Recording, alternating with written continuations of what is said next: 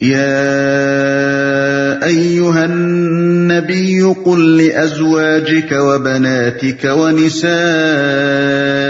المؤمنين يدنين عليهن من جلابيبهن ذلك أدنى أن يعرفن فلا يؤذين وَكَانَ اللَّهُ غَفُورًا رَّحِيمًا۔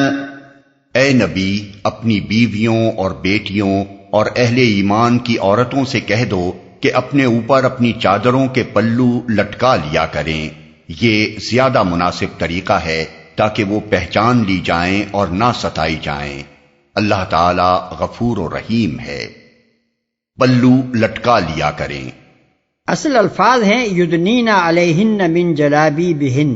جلباب عربی زبان میں بڑی چادر کو کہتے ہیں، اور ادنا کے اصل معنی قریب کرنے اور لپیٹ لینے کے ہیں، مگر جب اس کے ساتھ علا کا صلہ آئے تو اس میں ارخاء یعنی اوپر سے لٹکا لینے کا مفہوم پیدا ہو جاتا ہے۔ موجودہ زمانے کے بعض مترجمین و مفسرین مغربی مذاق سے مغلوب ہو کر اس لفظ کا ترجمہ صرف لپیٹ لینا کرتے ہیں تاکہ کسی طرح چہرہ چھپانے کے حکم سے بچ نکلا جائے، لیکن اللہ تعالیٰ کا مقصود اگر وہی ہوتا جو یہ حضرات بیان کرنا چاہتے ہیں تو وہ یدنین الیہن فرماتا۔ جو شخص بھی عربی زبان جانتا ہو وہ کبھی یہ نہیں مان سکتا کہ یدنین علیہن کے معنی محض لپیٹ لینے کے ہو سکتے ہیں۔ مزید برآں من جلابیبہن کے الفاظ یہ معنی لینے میں اور زیادہ معنی ہیں۔ ظاہر ہے کہ یہاں من تبعیض کے لیے ہے، یعنی چادر کا ایک حصہ، اور یہ بھی ظاہر ہے کہ لپیٹی جائے گی تو پوری چادر لپیٹی جائے گی، نہ کہ اس کا محض ایک حصہ۔ اس لیے آیت کا صاف مفہوم یہ ہے کہ عورتیں اپنی چادریں اچھی طرح اوڑھ لپیٹ کر ان کا ایک حصہ یا ان کا پلو اپنے اوپر سے لٹکا لیا کریں، جسے عرف عام میں گھونگھٹ ڈالنا کہتے ہیں۔ یہی معنی عہد رسالت سے قریب ترین زمانے کے اکابر مفسرین بیان کرتے ہیں۔ ابن جریر اور ابن المنذر کی روایت ہے کہ محمد بن سیرین رحمۃ اللہ علیہ نے حضرت عبیدۃ السلمانی سے اس آیت کا مطلب پوچھا۔ یہ حضرت عبیدہ نبی صلی اللہ علیہ وسلم کے زمانے میں مسلمان ہو چکے تھے مگر حاضر خدمت نہ ہو سکے تھے۔ حضرت عمر رضی اللہ عنہ کے زمانے میں مدینہ آئے اور وہیں کے ہو کر رہ گئے۔ انہیں فقہ اور قضاء میں قاضی شرح کا ہم پلہ مانا جاتا تھا۔ انہوں نے جواب میں کچھ کہنے کے بجائے اپنی چادر اٹھائی اور اسے اس طرح اوڑھا کہ پورا سر اور پیشانی اور پورا منہ ڈھانک کر صرف ایک آنکھ کھلی رکھی۔ ابن عباس رضی اللہ عنہ بھی قریب قریب یہی تفسیر کرتے ہیں۔ ان کے جو اقوال ابن جریر، ابن ابی حاتم اور ابن مردویہ نے نقل کیے ہیں ان میں وہ کہتے ہیں اللہ تعالیٰ نے عورتوں کو حکم دیا ہے کہ جب وہ کسی کام کے لیے گھروں سے نکلیں تو اپنی چادروں کے پلو اوپر سے ڈال کر اپنا منہ چھپا لیں اور صرف آنکھیں کھلی رکھیں۔ یہی تفسیر قتادہ اور سدی نے بھی اس آیت کی بیان کی ہے۔ عہد صحابہ و تابعین کے بعد جتنے بڑے بڑے مفسرین تاریخ اسلام میں گزرے ہیں انہوں نے بالاتفاق اس آیت کا یہی مطلب بیان کیا ہے۔ امام ابن جریر طبری کہتے ہیں کہ یدنین علیہن من جلابیبہن، یعنی شریف عورتیں اپنے لباس میں لونڈیوں سے مشابہ بن کر گھروں سے نہ نکلیں کہ ان کے چہرے اور سر کے بال کھلے ہوئے ہوں، بلکہ انہیں چاہیے کہ اپنے اوپر اپنی چادروں کا ایک حصہ لٹکا لیا کریں تاکہ کوئی فاسق ان کو چھیڑنے کی جرأت نہ کرے۔ جامع البیان جلد 22 صفحہ 33۔ علامہ ابو بکر جساس کہتے ہیں کہ یہ آیت اس بات پر دلالت کرتی ہے کہ جوان عورت کو اجنبیوں سے اپنا چہرہ چھپانے کا حکم ہے اور اسے گھر سے نکلتے وقت ستر اور عفت معابی کا اظہار کرنا چاہیے تاکہ مشتبہ سیرت و کردار کے لوگ اسے دیکھ کر کسی طمع میں مبتلا نہ ہوں۔ احکام القرآن جلد 3 صفحہ 458۔ علامہ زمخشری کہتے ہیں یدنین علیہن من جلابیبہن، یعنی وہ اپنے اوپر اپنی چادروں کا ایک حصہ لٹکا لیا کریں اور اس سے اپنے چہرے اور اپنے اطراف کو اچھی طرح ڈھانک لیں۔ الکشاف جلد 2 صفحہ 221۔ علامہ نظام الدین نیشاپوری رحمۃ اللہ علیہ کہتے ہیں کہ یدنین علیہن من جلابیبہن، یعنی اپنے اوپر چادر کا ایک حصہ لٹکا لیں۔ اس طرح عورتوں کو سر اور چہرہ ڈھانکنے کا حکم دیا گیا ہے۔ غرائب القرآن جلد 22 صفحہ 32۔ امام راضی رحمۃ اللہ علیہ کہتے ہیں اس سے مقصود یہ ہے کہ لوگوں کو معلوم ہو جائے کہ یہ بدکار عورتیں نہیں ہیں، کیونکہ جو عورت اپنا چہرہ چھپائے گی حالانکہ چہرہ سطر میں داخل نہیں ہے، اس سے کوئی شخص یہ توقع نہیں کر سکتا کہ وہ اپنا سطر غیر کے سامنے کھولنے پر راضی ہوگی۔ اس طرح ہر شخص جان لے گا کہ یہ باپردہ عورتیں ہیں، ان سے زنا کی امید نہیں کی جا سکتی۔ تفسیر کبیر جلد 6 صفحہ 591۔ ضمناً ایک اور مضمون جو اس آیت سے نکلتا ہے وہ یہ ہے کہ اس سے نبی صلی اللہ علیہ وسلم کی کئی بیٹیاں ثابت ہوتی ہیں، کیونکہ اللہ تعالیٰ فرما رہا ہے، اے نبی اپنی بیویوں اور بیٹیوں سے کہو۔ یہ الفاظ ان لوگوں کے قول کی قطعی تردید کر دیتے ہیں جو خدا سے بے خوف ہو کر بے تکلف یہ دعویٰ کرتے ہیں کہ نبی صلی اللہ علیہ وسلم کی صرف ایک صاحبزادی حضرت فاطمہ رضی اللہ عنہا تھیں، اور باقی صاحبزادیاں حضور صلی اللہ علیہ وسلم کی اپنی صلبی بیٹیاں نہ تھیں بلکہ گیلڑ تھیں۔ یہ لوگ تعصب میں اندھے ہو کر یہ بھی نہیں سوچتے کہ اولاد رسول صلی اللہ علیہ وسلم کے نسب سے انکار کر کے وہ کتنے بڑے جرم کا ارتکاب کر رہے ہیں، اور اس کی کیسی سخت جواب دہی انہیں آخرت میں کرنی ہوگی۔ تمام معتبر روایات اس بات پر متفق ہیں کہ حضرت خدیجہ رضی اللہ عنہا کے بطن سے حضور صلی اللہ علیہ وسلم کی صرف ایک بیٹی حضرت فاطمہ رضی اللہ عنہا ہی نہ تھیں بلکہ 3 اور بیٹیاں بھی تھیں۔ حضور صلی اللہ علیہ وسلم کے قدیم ترین سیرت نگار محمد ابن اسحاق حضرت خدیجہ رضی اللہ عنہا سے حضور صلی اللہ علیہ وسلم کے نکاح کا ذکر کرنے کے بعد کہتے ہیں، ابراہیم کے سوا نبی صلی اللہ علیہ وسلم کی تمام اولاد انہی کے بطن سے پیدا ہوئی، اور ان کے نام یہ ہیں قاسم اور طاہر و طیب اور زینب اور رقیہ اور ام کلثوم اور فاطمہ۔ سیرت ابن ہشام جلد اول صفحہ 202۔ مشہور ماہر علم انساب ہشام بن محمد بن صائب کلبی کا بیان ہے کہ مکے میں نبوت سے قبل نبی صلی اللہ علیہ وسلم کے ہاں سب سے پہلے قاسم پیدا ہوئے، پھر زینب رضی اللہ عنہا، پھر رقیہ رضی اللہ عنہا، پھر ام کلثوم رضی اللہ عنہا۔ طبقات ابن سعد جلد اول صفحہ 133۔ ابن حزم رحمۃ اللہ علیہ نے جوامع السیرہ میں لکھا ہے کہ حضرت خدیجہ رضی اللہ عنہا کے بطن سے حضور صلی اللہ علیہ وسلم کی 4 لڑکیاں تھیں۔ سب سے بڑی حضرت زینب رضی اللہ عنہا، ان سے چھوٹی رقیہ رضی اللہ عنہا، ان سے چھوٹی فاطمہ رضی اللہ عنہا، اور ان سے چھوٹی ام کلثوم رضی اللہ عنہا۔ صفحہ 38 اور 39۔ طبری، ابن سعد، ابو جعفر محمد بن حبیب صاحب الکتاب المباحر اور ابن عبد البر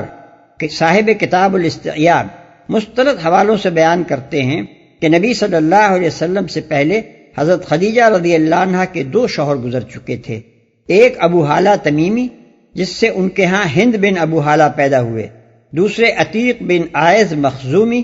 جس سے ان کے ہاں ایک لڑکی ہند نامی پیدا ہوئی۔ اس کے بعد ان کا نکاح حضور صلی اللہ علیہ وسلم سے ہوا، اور تمام علماء انساب متفق ہیں کہ آپ صلی اللہ علیہ وسلم کے صلب سے ان کے ہاں وہ 4 صاحبزادیاں پیدا ہوئیں جن کے نام اس سے پہلے آپ سن چکے ہیں۔ ملاحظہ ہو طبری جلد 2 صفحہ 411، طبقات ابن سعد جلد 8 صفحہ 14 تا 16، کتاب المبحرس صفحہ 78، 79 اور 452، الاستیاب جلد 2 صفحہ 718۔ ان تمام بیانات کو قرآن مجید کی یہ تصریح قطعی الثبوت بنا دیتی ہے کہ حضور صلی اللہ علیہ وسلم کی ایک ہی صاحبزادی نہ تھیں بلکہ کئی صاحبزادیاں تھیں۔ نہ ستائی جائیں۔ پہچان لی جائیں سے مراد یہ ہے کہ ان کو اس سادہ اور حیادار لباس میں دیکھ کر ہر دیکھنے والا جان لے کہ وہ شریف اور باعصمت عورتیں ہیں، آوارہ اور کھلاڑی نہیں ہیں کہ کوئی بد کردار انسان ان سے اپنے دل کی تمنا پوری کرنے کی امید کر سکے۔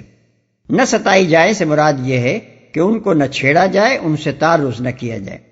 اس مقام پر ذرا ٹھہر کر یہ سمجھنے کی کوشش کیجئے کہ قرآن کا یہ حکم اور وہ مقصد حکم جو اللہ تعالیٰ نے خود بیان کر دیا ہے، اسلامی قانون معاشرت کی کیا روح ظاہر کر رہا ہے۔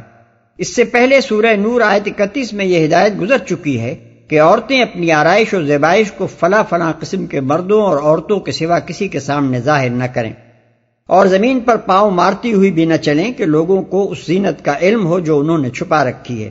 اس حکم کے ساتھ اگر سورہ احزاب کی اس آیت کو ملا کر پڑھا جائے تو صاف معلوم ہو جاتا ہے کہ یہاں چادر اوڑھنے کا جو حکم ارشاد ہوا ہے اس کا منشا اجنبیوں سے زینت چھپانا ہی ہے، اور ظاہر ہے کہ یہ منشا اسی صورت میں پورا ہو سکتا ہے جبکہ چادر بجائے خود سادہ ہو،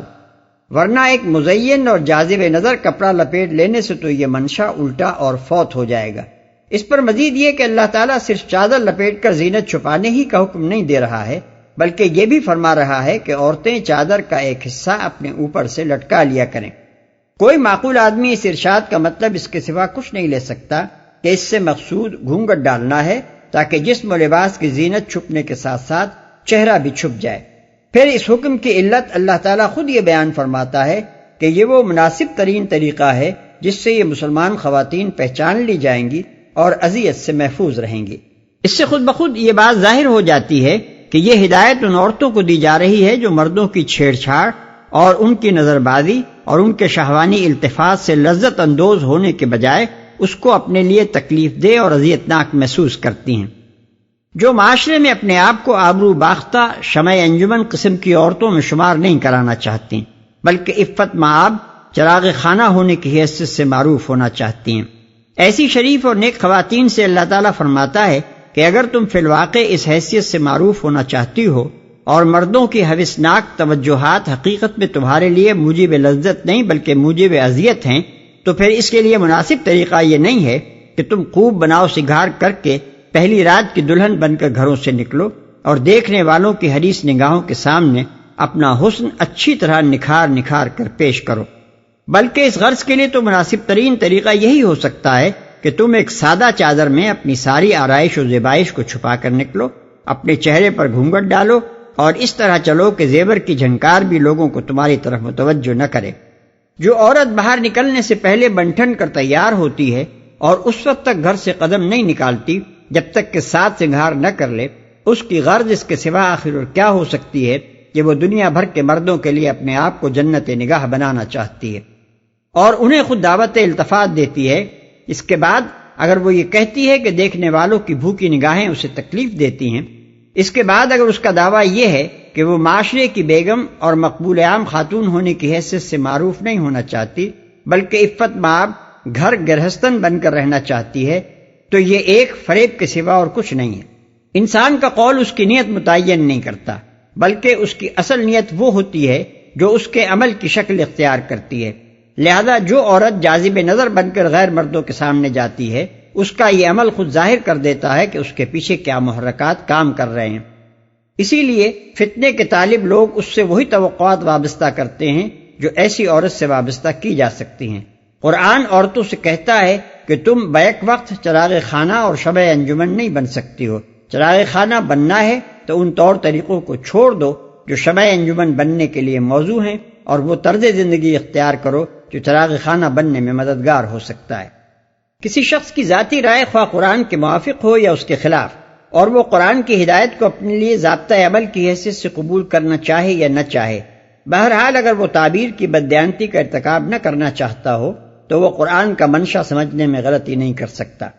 وہ اگر منافق نہیں ہے تو صاف صاف یہ مانے گا کہ قرآن کا منشا وہی ہے جو اوپر بیان کیا گیا ہے۔ اس کے بعد جو خلاف ورزی بھی وہ کرے گا یہ تسلیم کر کے کرے گا کہ وہ قرآن کے خلاف عمل کر رہا ہے یا قرآن کی ہدایت کو غلط سمجھتا ہے۔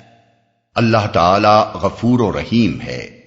یعنی پہلے جاہلیت کی حالت میں جو غلطیاں کی جاتی رہی ہیں اللہ اپنی مہربانی سے ان کو معاف کر دے گا، بشرطے کہ اب صاف صاف ہدایت مل جانے کے بعد تم اپنے طرز عمل کی اصلاح کر لو اور جان بوجھ کر اس کی خلاف ورزی نہ کرو۔ لئن لم ينته المنافقون والذين في قلوبهم مرض والمرجفون في المدينة لنغرينك بهم ثم لا يجاورونك فيها إلا قليلا۔ اگر منافقین اور وہ لوگ جن کے دلوں میں خرابی ہے اور وہ جو مدینے میں ہیجان انگیز افواہیں پھیلانے والے ہیں اپنی حرکتوں سے باز نہ آئے تو ہم ان کے خلاف کارروائی کرنے کے لیے تمہیں اٹھا کھڑا کریں گے، پھر وہ اس شہر میں مشکل ہی سے تمہارے ساتھ رہ سکیں گے۔ جن کے دلوں میں خرابی ہے، دل کی خرابی سے مراد یہاں دو قسم کی خرابیاں ہیں، ایک یہ کہ آدمی اپنے آپ کو مسلمانوں میں شمار کرانے کے باوجود اسلام اور مسلمانوں کا بدخواہ ہو، دوسری یہ کہ آدمی بدنیتی، آوارگی اور مجرمانہ ذہنیت میں مبتلا ہو اور اس کے ناپاک رجحانات اس کی حرکات و سکنات سے پھوٹے پڑتے ہوں۔ افواہیں پھیلانے والے ہیں، اس سے مراد وہ لوگ ہیں جو مسلمانوں میں گھبراہٹ پھیلانے اور ان کے حوصلے پست کرنے کے لیے آئے دن مدینے میں اس طرح کی خبریں اڑایا کرتے تھے کہ فلاں جگہ مسلمانوں کو بڑی زک پہنچی ہے اور فلاں جگہ مسلمانوں کے خلاف بڑی طاقت جمع ہو رہی ہے، عنقریب مدینے پر اچانک حملہ ہونے والا ہے۔ اس کے ساتھ ان کا ایک مشغلہ یہ بھی تھا کہ وہ خاندان نبوت اور شرفائے مسلمین کی خانگی زندگی کے متعلق طرح طرح کے افسانے گھڑتے اور پھیلاتے تھے تاکہ اس سے عوام میں بدگمانیاں پیدا ہوں اور مسلمانوں کے اخلاقی اثر کو نقصان پہنچے۔ ملعونین اینما ثقفوا اخذوا وقتلوا تقتیلا سنت اللہ فی الذین خلوا من قبل ولن تجد لسنت اللہ تبدیلا۔ پھر وہ اس شہر میں مشکل ہی سے تمہارے ساتھ رہ سکیں گے، ان پر ہر طرف سے لعنت کی بوچھاڑ ہوگی، جہاں کہیں پائے جائیں گے پکڑے جائیں گے اور بری طرح مارے جائیں گے۔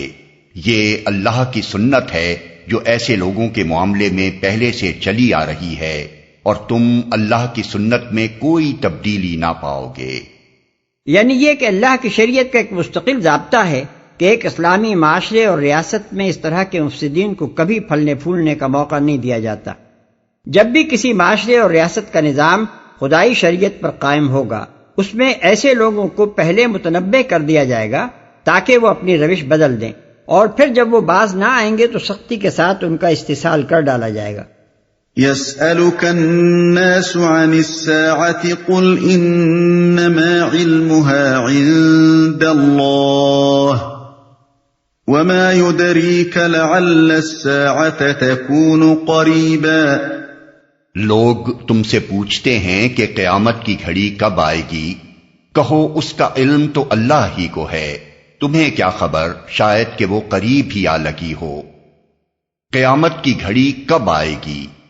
رسول اللہ صلی اللہ علیہ وسلم سے یہ سوال عموماً کفار و منافقین کیا کرتے تھے، اور اس سے ان کا مقصد علم حاصل کرنا نہ تھا بلکہ وہ دل لگی اور استہزاء کے طور پر یہ بات پوچھا کرتے تھے۔ دراصل ان کو آخرت کے آنے کا یقین نہ تھا، قیامت کے تصور کو وہ محض ایک خالی خولی دھمکی سمجھتے تھے۔ وہ قیامت کے آنے کی تاریخ اس لیے دریافت نہیں کرتے تھے کہ اس کے آنے سے پہلے وہ اپنے معاملات درست کر لینے کا ارادہ رکھتے ہوں، بلکہ ان کا اصل مطلب یہ ہوتا تھا کہ اے محمد صلی اللہ علیہ وسلم، ہم نے تمہیں نیچا دکھانے کے لیے یہ کچھ کیا ہے اور آج تک تم ہمارا کچھ نہیں بگاڑ سکے ہو، اب ذرا ہمیں بتاؤ تو صحیح کہ آخر وہ قیامت کب برپا ہوگی جب ہماری خبر لی جائے گی۔ ان اللہ لعن الكافرین واعد لهم سعیرا خالدین فیہا ابدا لا یجدون ولیا ولا نصیرا۔ بہرحال یہ یقینی امر ہے کہ اللہ نے کافروں پر لعنت کی ہے اور ان کے لیے بھڑکتی ہوئی آگ مہیا کرتی ہے جس میں وہ ہمیشہ رہیں گے، کوئی حامی و مددگار نہ پا سکیں گے۔ یوم تقلب وجوہہم فی النار یقولون یا لیتنا اطعنا اللہ واطعنا الرسولا وقالوا ربنا انا اطعنا سادتنا وكبراءنا فأضلونا السبيلا ربنا آتهم ضعفين من العذاب والعنهم لعنا كبيرا۔ جس روز ان کے چہرے آگ پر الٹ پلٹ کیے جائیں گے، اس وقت وہ کہیں گے کہ کاش ہم نے اللہ اور رسول کی اطاعت کی ہوتی، اور کہیں گے اے رب ہمارے، ہم نے اپنے سرداروں اور اپنے بڑوں کی اطاعت کی اور انہوں نے ہمیں راہ راست سے بے راہ کر دیا، اے رب ان کو دوہرا عذاب دے اور ان پر سخت لعنت کر۔ یہ مضمون قرآن مجید میں متعدد مقامات پر بیان ہوا ہے۔ مثال کے طور پر مذکورہ مقامات ملاحظہ ہوں: اعراف 187، النازعات 42 اور 46، سبا 3 اور 5، الملک 24 اور 27، المطففین 10 اور 17، الحجر 2 اور 3، الفرقان 27 اور 29، حامیم السجدہ 26 اور 29۔